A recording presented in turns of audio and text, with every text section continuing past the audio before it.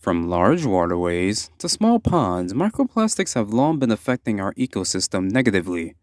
And with microplastics recently being discovered in human lungs for the first time, the concern of how it will affect the environment and the human body has been a cause for greater alarm.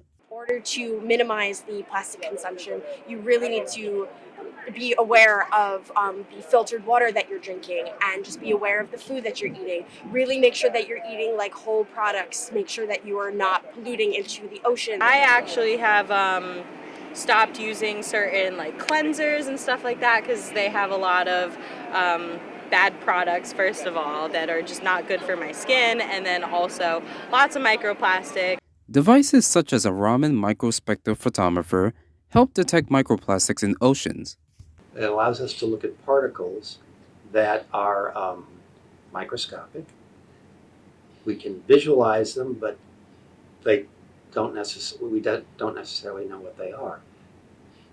After taking their picture, we then hit them with laser light, so we can focus laser light through the objective lens, through the lens of the microscope. The laser light hits the particle, and some of the energy of that light is absorbed by the particle, and light is emitted at a different color or a different set of colors. The instrument analyzes that, produces a spectrum, and from the characteristics of the spectrum, we get what we call a molecular fingerprint that tells us the identity of the chemical. Although more research is needed, there are still ways to minimize the threat of microplastics in oceans. We need to use plastics more conservatively, and we need to use plastics that can be recycled. And we have to be conscientious about actually following through and recycling materials that are in fact recyclable.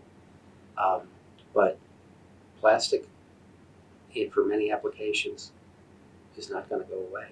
And so we have to be more mindful of how we use them. Reporting for Stony Brook University, I'm Marcus Dia.